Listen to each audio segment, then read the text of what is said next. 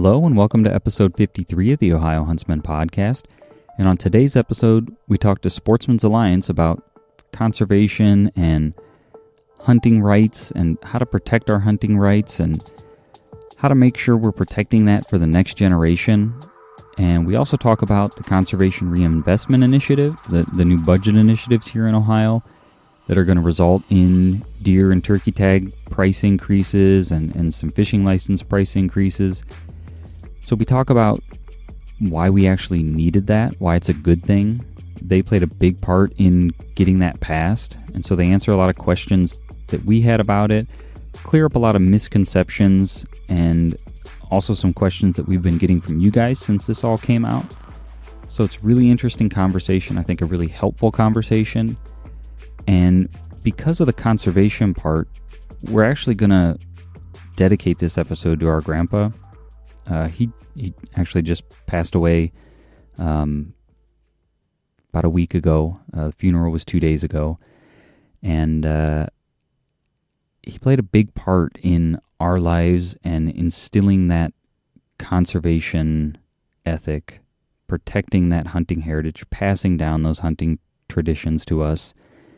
And so it's just fitting. We thought it was fitting to dedicate this to him and just take a minute to kind of remember him. I know you guys didn't know him, but maybe it'll inspire you to think about how those things were passed down to you, and also think about what you're doing to pass those things down to the next generation. So, you know, he played a big part in doing that for us, as well as just turning us into the men that we are today, I guess. I know, you know, we would go out there and work on the farm in the summers as kids, and you know, so he sort of set me on the path, the career path that I took, because he had CAD software back in the day, and it sounds kind of silly, but he would actually let me do CAD software, do CAD tutorials on his computer, because I was interested in that kind of stuff, and so like I said, it kind of set me on the path of becoming an engineer, and he played a really big part in all three of our lives, and sort of giving and instilling in us those traditions and the importance of protecting that.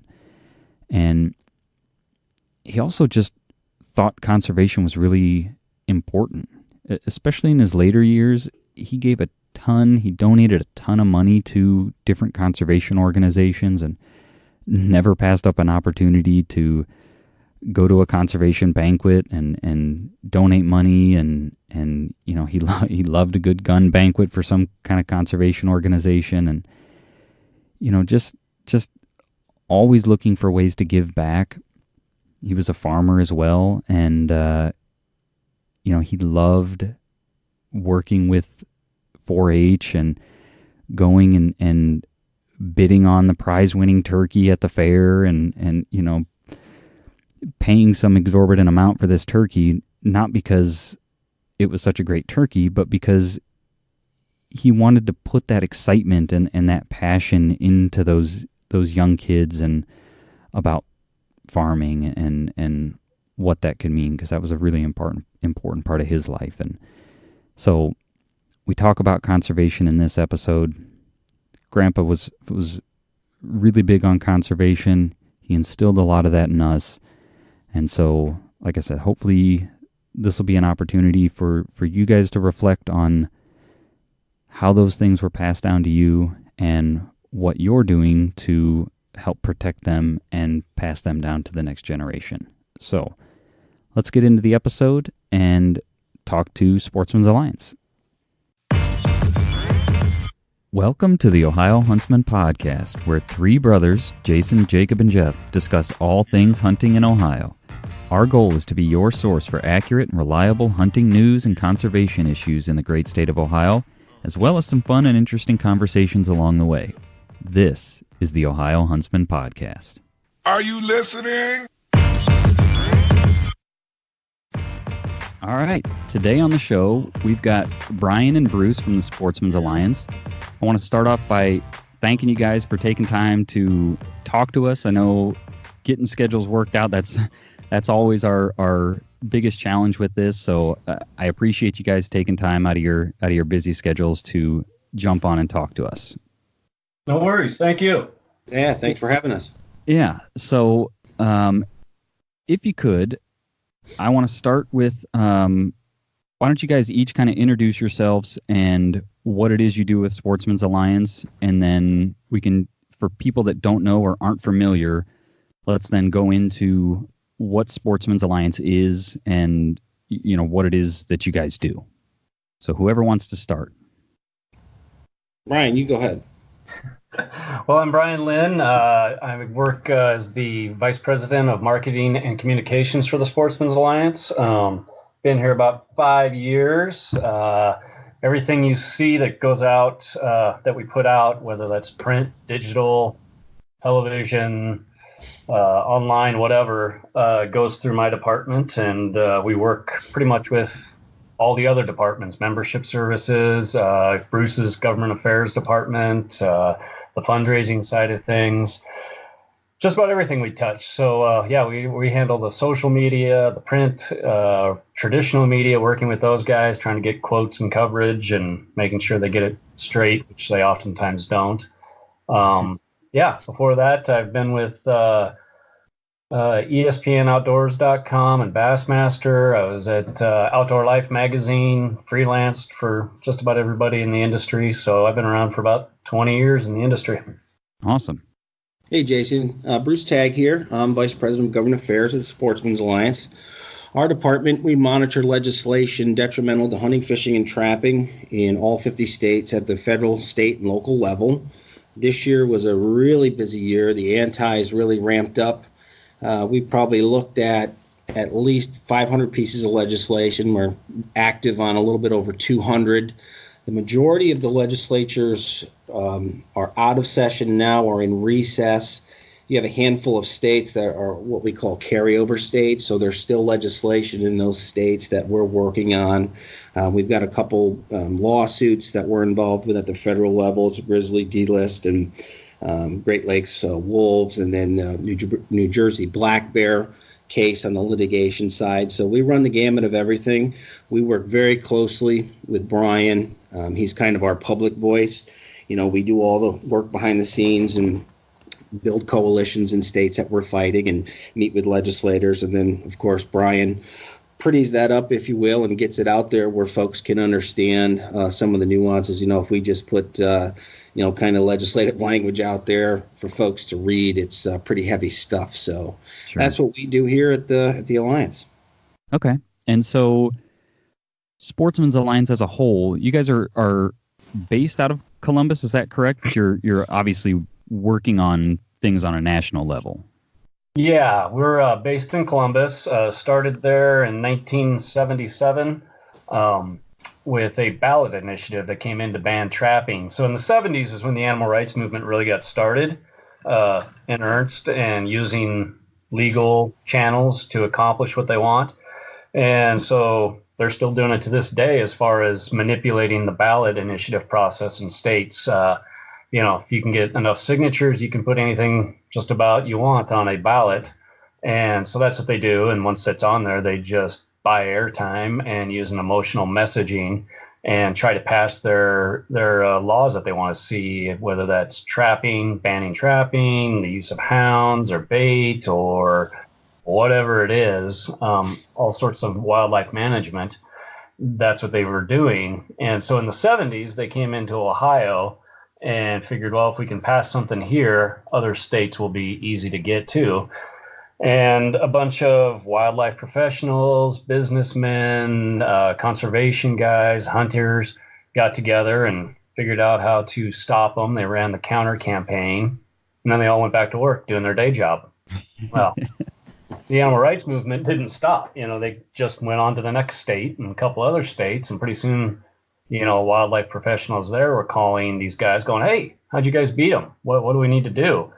And so these guys quickly saw that there needed to be an organization to help address this. So starting, I think we were incorporated as a nonprofit in 1978, we started working. And defending fishing, hunting, and trapping, specifically from the animal rights movement.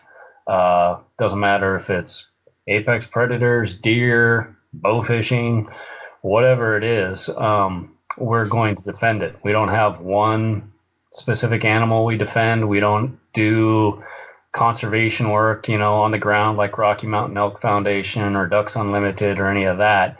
What we do allows those organizations and other conservationists to do the work that they do. Without the Sportsmen's Alliance, every time we lose, the entire industry loses, whether that's conservation, whether that's industry such as, Cabela's, Bass Pro Shops. Doesn't matter if you're buying a Winchester or a Mossberg or a Remington. If they take a season away, it's gone and nobody's selling them anything. Mm-hmm. So, yeah, we've been doing this for about 40 years now, and we work in all 50 state legislatures, state and federal court, and at the ballot box. And so we help organize grassroots opposition. Bruce's team works with the senators and representatives in different states to try to stop initiatives, or not initiatives, but bills going forward, or to pass things that we're trying to push through that are an offensive step that help hunting and help fishing and trapping.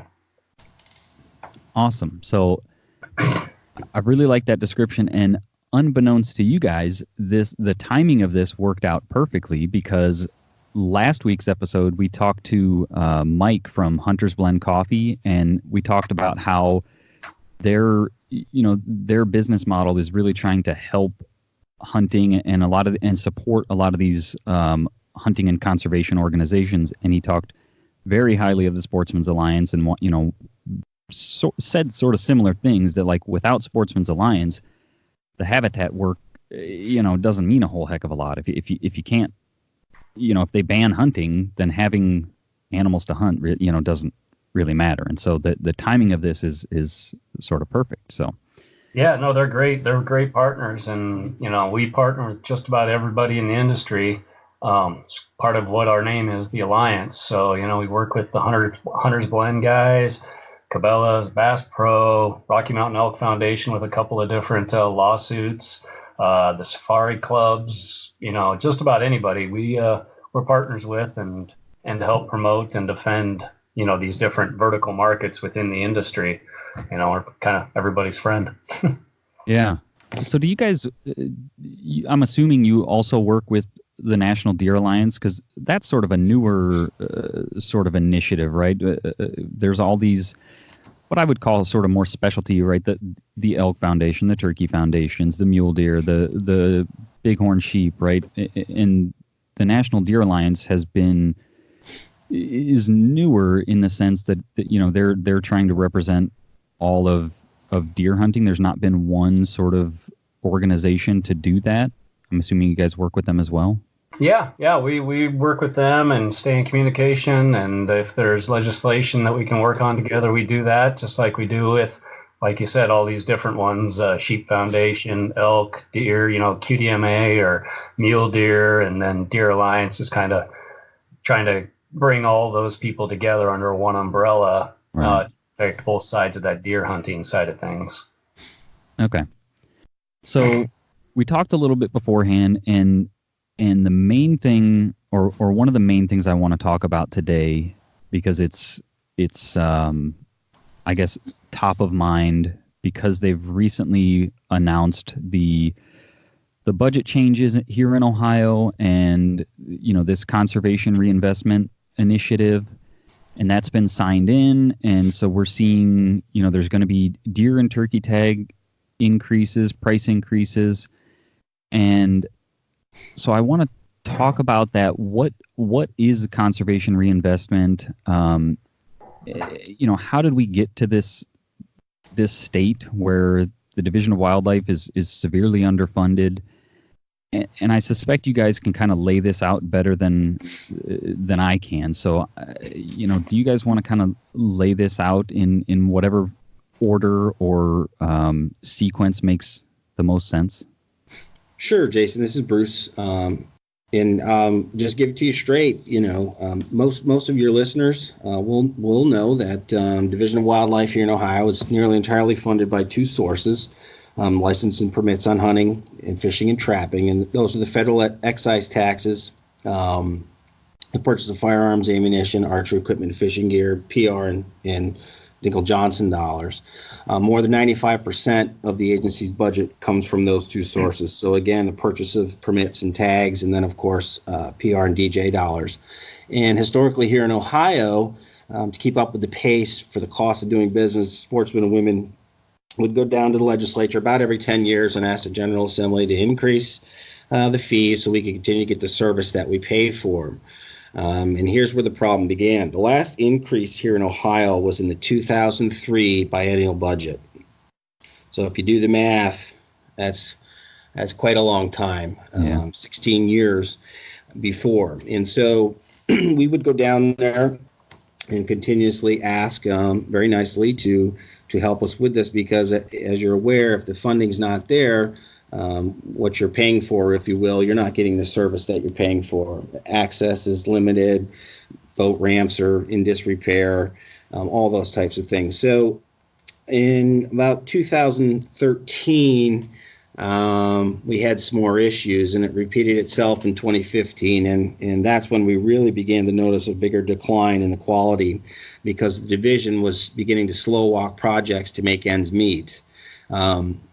The budget at ODNR is anticipated on the conservative side to be about $306 million in the hole over the next 10 years. And we worked with DNR on these numbers. These are not numbers that the Sportsmen's Alliance came up with. And I'm sure, you guys have been following this. I'm sure you've seen Director Mertz and them putting these numbers out there. Yeah. In 2017, we kind of broke through a little bit, and we were able to get some approvals for non-resident increases. And so I know there's been some scuttlebutt out there. I'm sure maybe your folks have commented too. Why aren't we doing anything with the non-resident fees? Well, we were able to get the legislature to do that in 2017. That's being phased in over a 3-year period, and we're currently in the second year of that phase in. But let me give you some of the numbers that we're looking at so folks can understand how big this gap is, and why this initiative that we put forth and worked with over 41 conservation and hunting groups here in the state of Ohio to really work with the governor to get this passed. The operational needs of the department alone, that would be just existing staff, nothing new, is about $105 million over the next 10 years. The capital needs is about $120 million over the next 10 years. So the capital needs are your shooting range projects, maybe purchasing land or retaining land. And believe it or not, there's some dams that ODNR has to deal with. So that all adds up. There's other miscellaneous projects where there's some marsh work that they need to be done, and that's a total of about $41 million. So the AEP recreation lands, I'm sure a lot of your listeners are aware of these lands, and most folks probably don't know that that's not really public land. AEP has just let the state manage that for quite some time. If we were to lose the AEP recreation lands, we would, in one fell swoop, we'd lose about 10% of the publicly accessible hunting land here in Ohio. So that was another big part of this when AEP decided to sell it. There was a tranche that was bought early on under the last administration, but it was only about 5,000 acres, and we had some rights to another 6,700 that kind of fell through. But there's about 55,000 acres left, and if you base it on the price that was sold last time around, you're looking at another $110 million. So if anyone's following along, that total need is about $336 million over the next 10 years. With the increases in the non-resident fees that were being phased in, that was an estimated $30 million over the next 10 years. So that brings you down to that $306 million number that I talked about in the beginning. Okay. Under the Investment Act that the governor put in the budget and signed, the resident fee increases, and there is some non-resident in there, and I'm going to go through that because I think there's some miscommunication on that as well. It's not all of the licenses and fees that are out there. Of the Department of Wildlife's 54 different license and permits, the fees are only being raised on 8, and those are annual fishing, non-resident 3-day, 1-day fishing, resident deer, resident youth deer, resident turkey, non-resident turkey, and youth turkey. So I've seen some stuff out there in the Twitterverse and Facebook and all that they're raising all the fees here in Ohio. Yeah. It's only 8 of the 54, and that's estimated to bring in about $4 million per year, which over the next 10 years would be about $40 million. So that brings that number down to roughly 260 or whatever that is, and then. One of the most important things was the governor was able to get $47 million worth of bond dollars to go towards purchasing the rest of the AEP land. And so we're monitoring that, but that's a very good start. And, again, we worked with 41 groups here in Ohio to really get this done. I'll mention a couple of them. I know we're pressed a little bit for time, but Buckeye Firearms, Ducks Unlimited, National Wild Turkey Federation, Ohio chapter, Ohio State Trappers Association, Ohio Conservation Federation, Ohio Pheasants Forever, SCI Central Ohio, Greene County Fish and Game. So, I could go on, but we have a great cross-section of all the sportsman clubs and conservation groups here in Ohio that understand the need to have a good and well-oiled functioning DNR, particularly wildlife department. So I hope that gives you a little bit more in-depth knowledge on what we worked on since the beginning of the year with the governor's staff and Director Mertz to get where we are today. We're not there by any means, but this is a good first step, and we are extremely pleased that Governor DeWine made this a priority right off the bat in his first budget.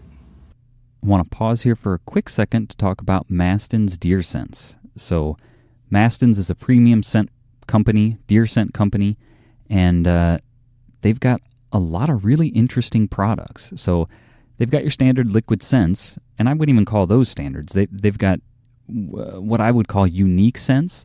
They've got some that are using 5 different glands on a deer to compose the scent. But some of the other things they've got deer scented candles, and I'm telling you what, when you open these things up, they are powerful. So I would imagine then you heat it, you light it with a candle and you heat that candle. I would imagine those scents are going to carry a long, long way. We're going to try some of that stuff out this fall. They've got scented gel crystals. So if you don't want to leave something in the field, right, you open this can, you've got the scented gel, you close the can up and take it out of the woods with you when you're done. So a lot of different interesting things. They've got the scent drip bags, and their scent bottles are big enough to just go right into that bag, so there's no pouring liquids into another container and risking getting that stuff on your hands or anything like that. They actually sell the bottle that their liquid scents come in fits right into a standard scent drip bag, and you screw on the little drip loop and you've got yourself a scent dripper. So now's getting to be a good time to start running some of those scent lines and setting that stuff up. So you can find more information on all of this at their website, www.mastinsdeerscents.com, or just click the link in the description. That way you don't have to remember how to spell any of that. I'll put it in the description.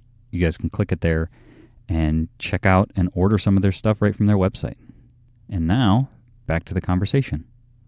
So one thing that we hear, in the Twitterverse, in the Facebook, universe is they've got all this money. They're just going to line their pockets. Yeah.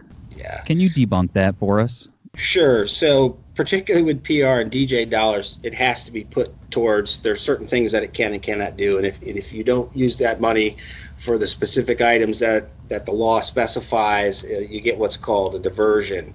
And the state not only has to pay that back, but I think there's penalties and interest. So any DNR across the country that's utilizing PR or DJ dollars in any way, shape, or form that doesn't fit the specific law, and I can't cite it, but it deals with habitat, hunting, fishing, trapping, and stuff like that. You can't line your pockets. You can't give people raises. You can't do this. And so, that's common, I think, in any industry when you have the government, where there's money going in and going out, and it's, they're giving money to their favorite person, or they're giving themselves raises. Right.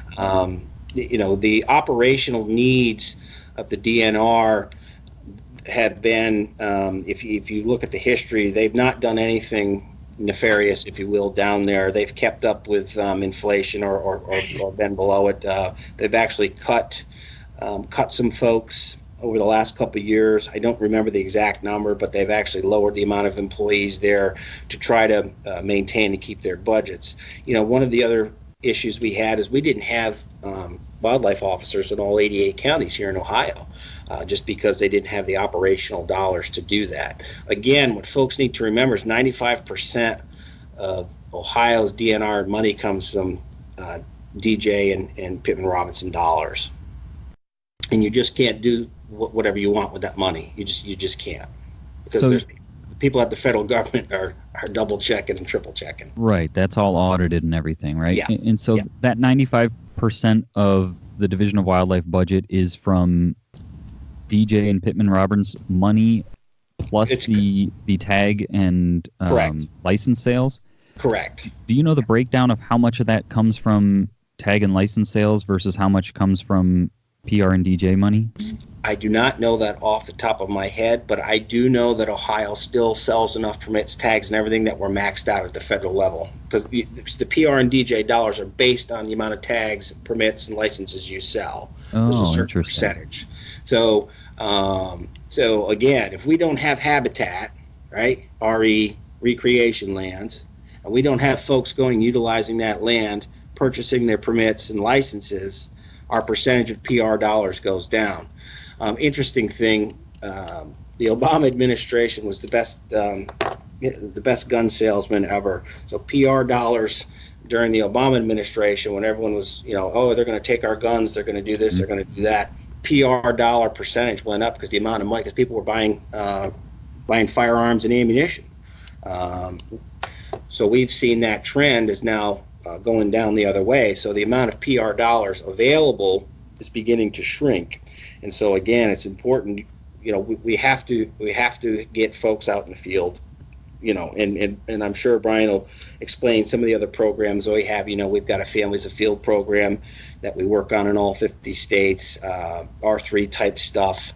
You want to jump in a little bit, Brian, and explain again the importance of getting folks back out in the field, getting new folks in the field, and just maintaining what we have, because it's just been a sharp decline. Yeah, no, I understand the public's perception is like, holy crap, they're raising my rates again, and I got to pay more for a license or a tag, and I get that. I totally get that. It's expensive enough as it is, buying tags every year, buying ammunition, all the other stuff. I mean, we're gearheads. We like to buy all this stuff anyways, but right. then we complain about it too. So, but this is an investment. I guess it's been 13 years, 16 years, Bruce, since licenses and tags were raised at all in Ohio. And if we don't raise it, the flip side is we're just going to keep paying the same amount, and the quality of habitat goes down, access goes down, your fish ramps degrade and you can't be used, your shooting ranges degrade. So we're slitting our own throats. You're not investing. It's like throwing good money after bad when there's no bad money left. You're just throwing it into a bottomless pit that you're not going to maintain, and then it's a chicken and egg thing there. You're evolving. You're going downhill. If people don't have access, they don't have good facilities, they can't use the land, they can't hunt, they quit.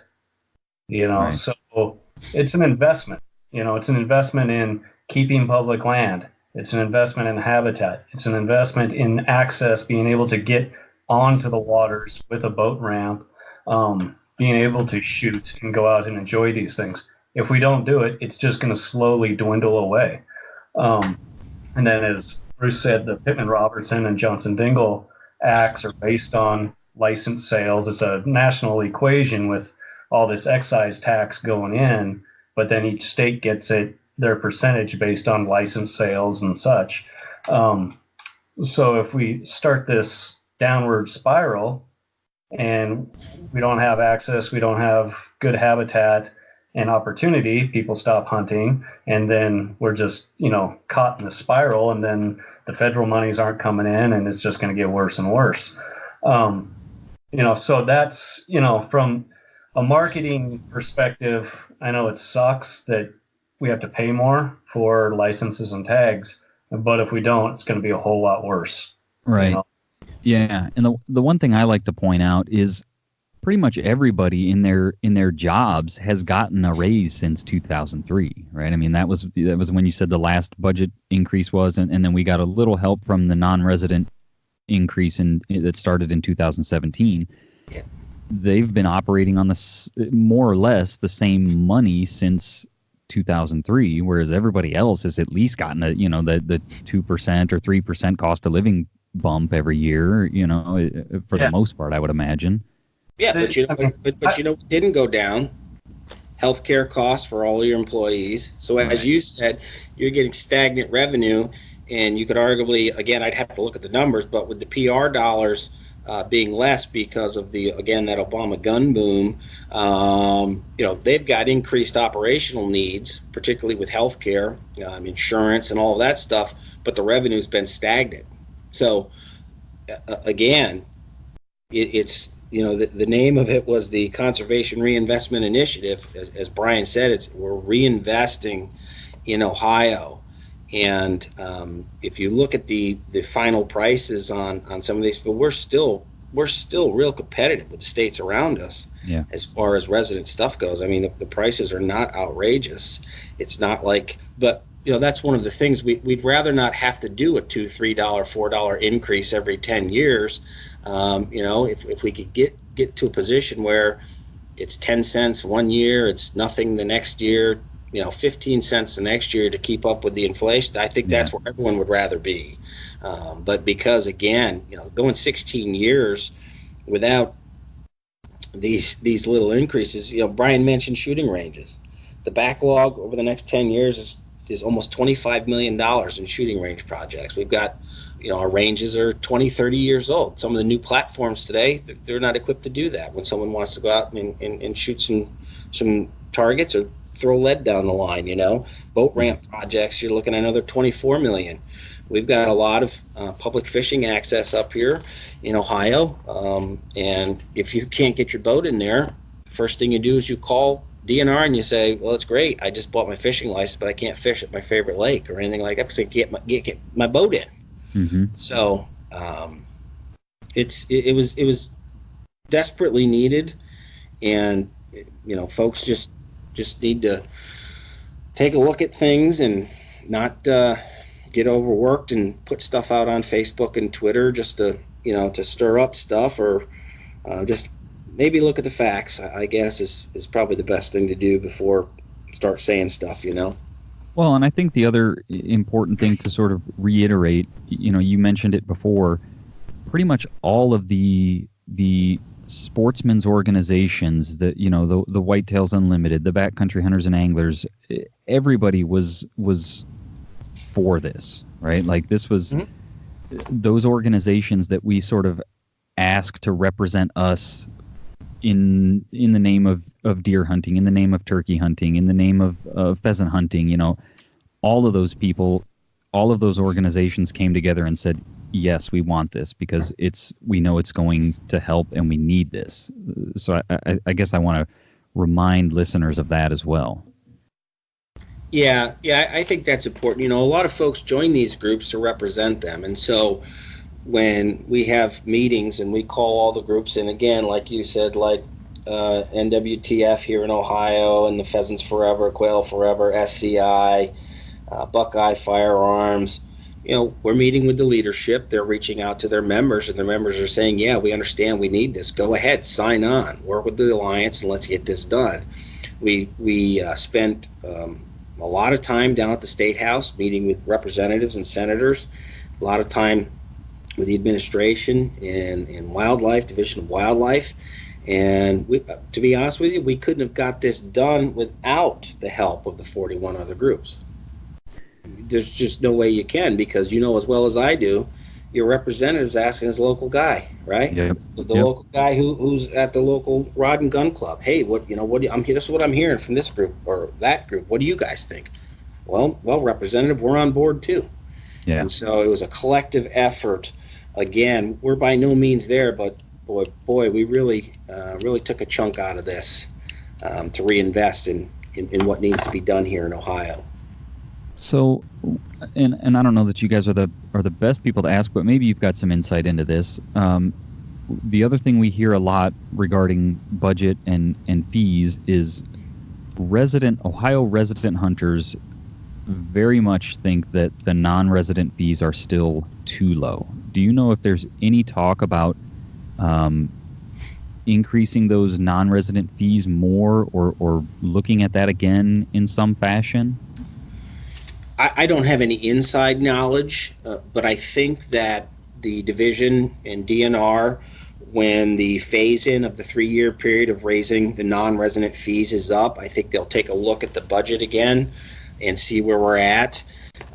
The other thing that folks need to understand too is that when you're dealing with revenue and stuff, we want folks to come to Ohio, right?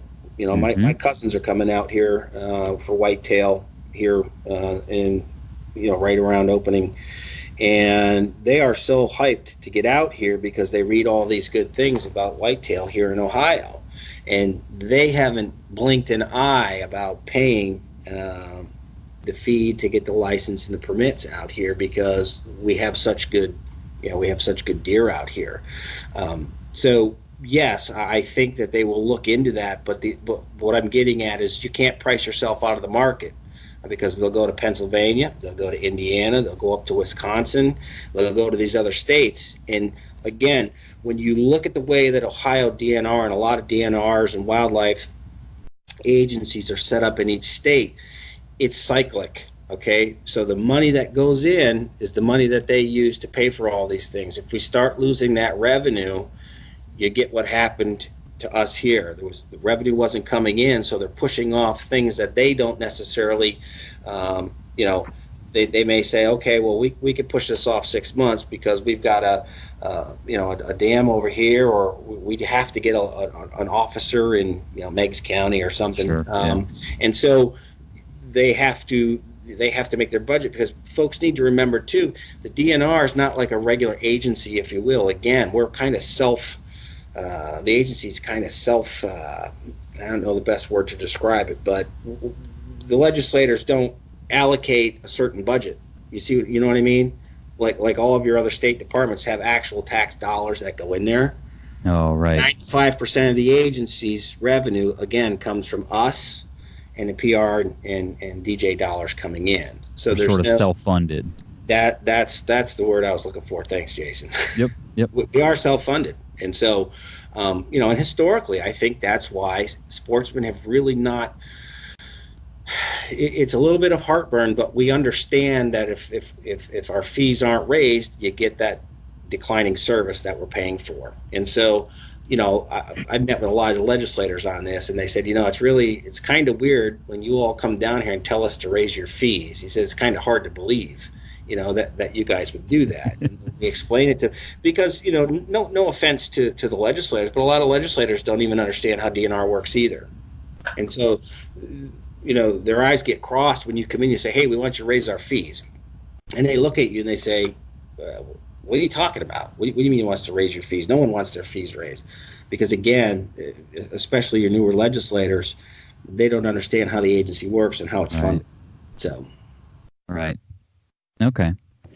So another thing I kind of want to circle back on is the recreation land. So there's been some money that's allocated for that, but my understanding is that's not a done deal at this point. Is that correct? I don't think it's a done deal yet. I do know that the director has said publicly that they are continuing to negotiate with AEP. I don't think there's this chance of AEP is going to take their toys out of the toy box and go home. But for a couple of years, there was no communication there. There was a communication breakdown, and there was a real real strong chance that we were going to lose all of that land to private interests. And now the discussions are happening again, and the governor again has that $47 million in bond money. And I'm very optimistic. I think we're going to get all of it. I think the hunters here in Ohio and fishers and trappers are going to retain the rest of that 55,000 acres that's left. Awesome. And that's another thing, because of the unique situation of those lands, we're retaining land. We're retaining public land, even though it's technically owned by AP. The state's managed it for so many years, and AP's let us utilize that land. So you may get some folks who say, why are we buying land? Well, I'd rather say we're retaining 65,000 acres of land that was already ours, if you will. Right. Okay. Jake, Jeff, you guys, because I was going to kind of switch gears here. Do you guys have any questions on any of that kind of stuff? No, I don't think I have any on that. I think I'm pretty good. It's mostly just I like that we touched on the fact that the revenue and the increased dollars is forced essentially to go back into the division. It's not going to go into their bonuses or their paychecks. I'm glad we touched on that because we definitely get a lot of pushback and resistance about, the numbers are already declining. Now they're going to increase the fees and people can't afford it. But like you guys said, it's like the chicken and the egg. The numbers are declining because the opportunity is not there because we're not keeping up with our lands because we can't afford it. Yeah, I mean, if you guys have been paying attention to the news, I think it's the Yankees and Padres or someone going to be playing at the Field of Dreams. Do you remember the Kevin Costner movie from the late 80s, early 90s? And it was, if you build it, they will come. Yep. Right. Yeah, well, if the DNR doesn't have the money to build it, ain't nobody coming. Right. So. Yeah. All right. So I want to switch gears here a little bit and let's talk about how people can stay informed and what other things that like our audience should be aware of. So what's the best way for people to stay informed and stay up to date on things like this, these budget shortfalls or other legislative things that might be happening where we're risking losing hunting privileges, hunting types of hunting, any kind of that legislative stuff? Yeah, the easiest is just to go to our website and sign up for our newsletter and alerts. So if something's happening in Ohio or any other state, we put out alerts giving the background, telling people what step they need to take, whether that's contact your House of Representative folks, your senators, or to call this committee or call the state and, the regulations or whatever and tell them to vote yes or tell them to vote no or whatever, that political pressure. So we have an alert list that goes out. And then also for our weekly newsletter, it's not always weekly. I don't want to spam people when we put things out. So it's when things are happening. Sure. It's more often. But that I put out weekly, and that'll be kind of a roundup of a snapshot of what's going on across the country, different bills moving, whether that's mountain lions or bobcats or, what's going on with Bass Pro and Cabela's or whatever else. We put that out there. So that's a great way to get that in your inbox when something's happening. The other way is to follow us on Facebook or Twitter or whatever. Facebook's probably our biggest one right now. And we're pretty active on there, posting not only our stuff, but kind of the fallout of bad policy or good policy. You can see it in states in Washington, Oregon, California, other places that animal rights movement, they've passed these ballot initiatives, whether it's hounding or the use of bait or whatever. And you can now see this uptick of mountain lion attacks or the impact of wolves on the herds and stuff. So we're putting out that news from around the country that's showing these things, as well as, the positive side of the news of what's going on out there, how hunting and conservation are linked, and, why hunters run this. We call it hunter-vationist, hunter-conservationist, the hunter-vationist. It's kind of our, it's our little catchphrase there. And, we show that tangentially, that what's going on, in newspaper articles and, how the Sportsman is tied into this. And when the animal rights movement passes laws or passes ballot initiatives, how that impacts wildlife at the end of the day. And it usually ends up in the death of the animal, and then it being wasted instead of the sportsman using it and paying to do so.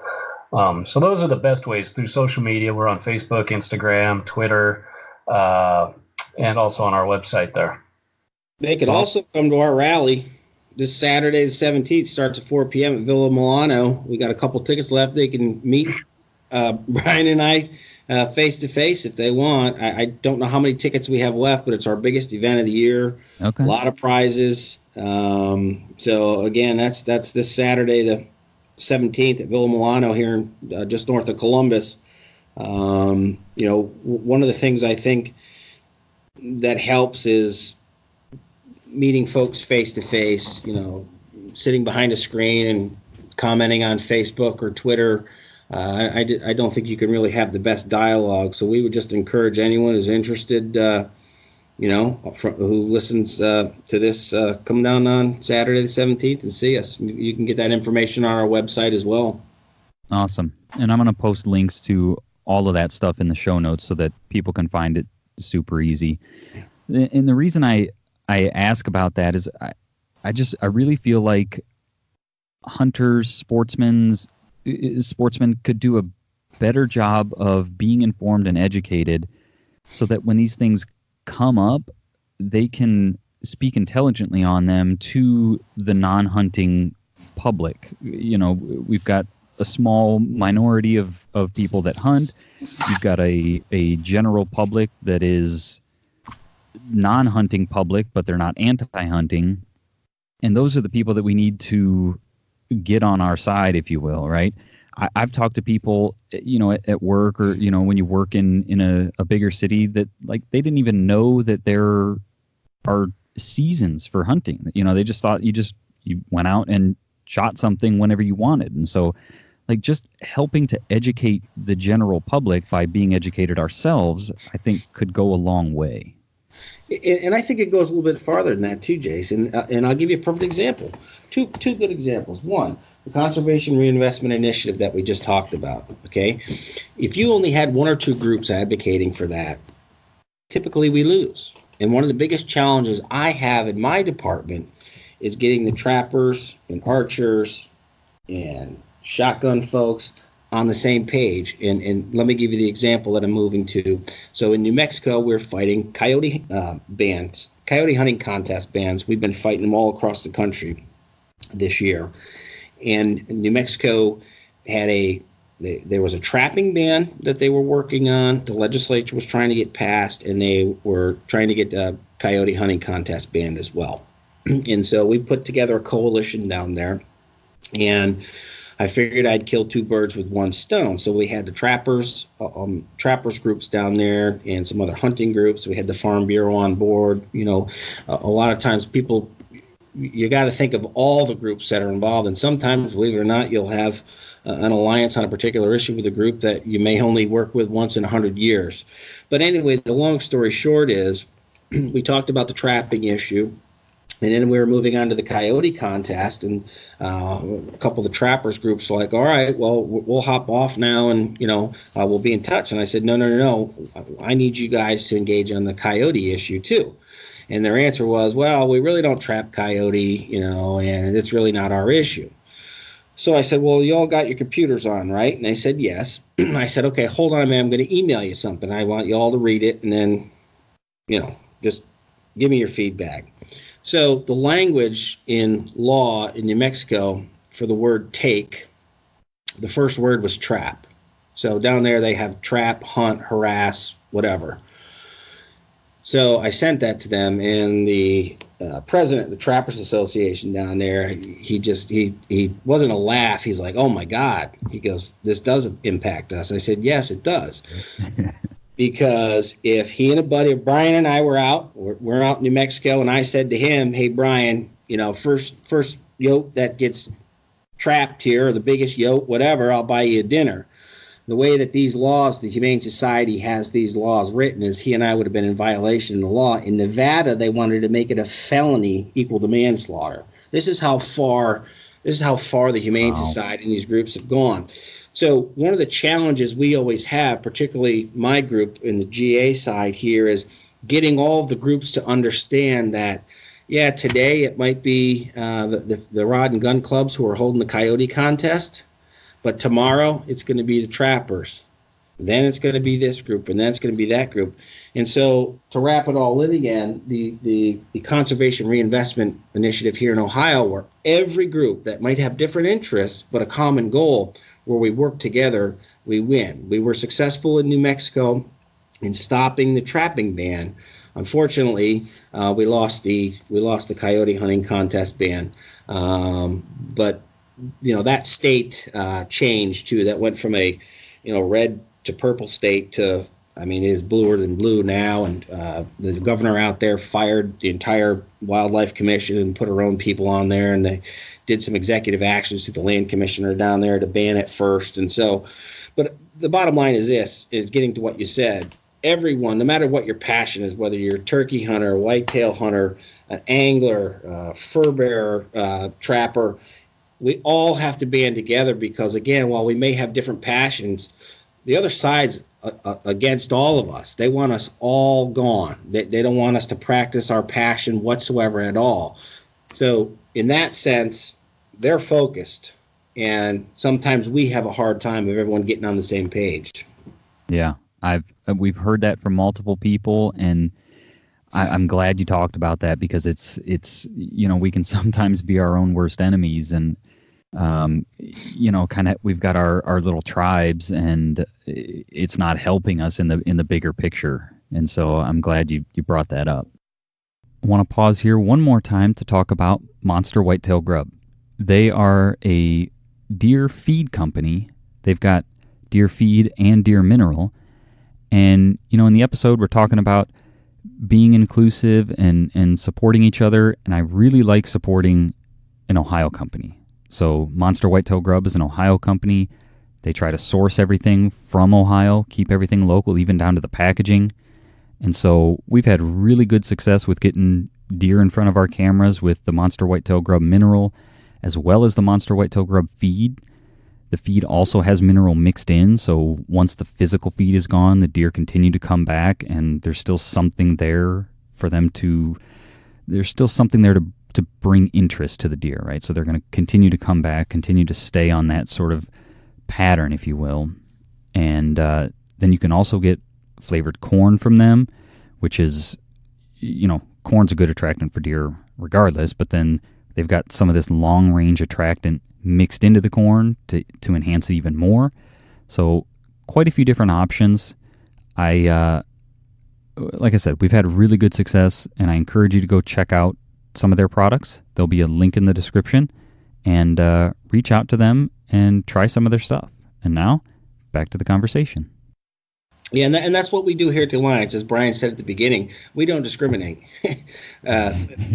we protect your passion, whatever it is. If it's legal, I don't care if you're going out there with a BB gun and a pen and trying to blow dart a squirrel. If it's legal, right, we're going to fight to the death to give you that right, and that's just who we are. And that's what we fight for every day, right, Brian? Yes, sir. Awesome. Well, I think that's probably a good place to wrap up. Do you guys have any closing thoughts? Anything you want to leave our listeners with? No, just thank you guys for all you do, and I won't go through anything else. Brian? Okay. Yeah, no, thank you for having us on, and hopefully we kind of cleared up some of the misconceptions about the rise in licenses and tags and things like that. At the end of the day, if we don't, we're slitting our own throats. It's an investment in hunting and fishing. And yeah, we're going to have to pay a little more, but it's not an exorbitant amount, but it's going to lead to more success down the road for everybody. Awesome. Well, I want to thank you guys again for taking time to talk to us. I really appreciate it. And I think with that, I'll let you guys get back to your evenings. Jason, I had one more thing, Jason. Just if you guys wanted to, I guess, take the opportunity, if people did want to support your mission or your cause, is there ways they can contribute, or what can people do? Let you guys get a chance to, I guess, kind of advertise a little bit for the Sportsmen's Alliance so that people can donate or whatever the case may be. Yeah, definitely. Just go to our website, Sportsmen's, MENS, sportsmensalliance.org. You can become a member. We have different membership levels starting at $35 a year and going up from there with different benefits and little, trinkets and, hats or shirts or whatever. You can also, end of the year, it's tax season. We have donations. We're a 501c3 and C4, our foundation. So you can donate there, looking for tax breaks. Those are the two ways we operate there, either through donations or through membership, yearly memberships. We also have bigger programs if you have property or wills or whatever, and we're happy to work with people that want to do endowments or work on anything in particular. So sportsmensalliance.org, as well as finding us on all the social media channels. Awesome. Thank you, Jacob, for bringing that up. I was going to forget to do that, so thank you. Thank you. And thanks, guys. All right. I want to thank Brian and Bruce for taking time to talk to us. I really enjoyed this conversation, and I think it's a really important conversation. I hope one takeaway you guys take out of this is we're all on the same team, and we all need to have each other's back.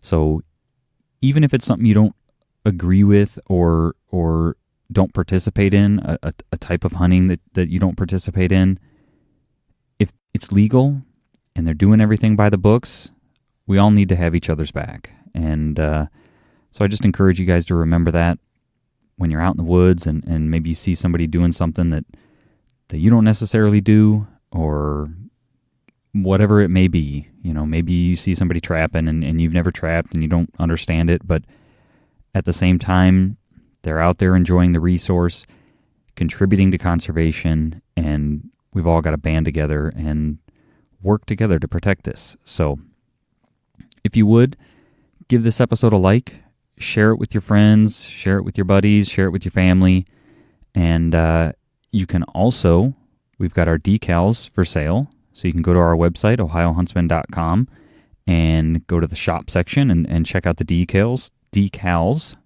and we have our home, Ohio home decal, so it says home, and then the O in home is the shape of Ohio with our buck logo in it, and then we also have our Ohio Huntsman logo. So if you hunt Ohio and you consider yourself an Ohio huntsman, check those out. And as always, thanks for listening.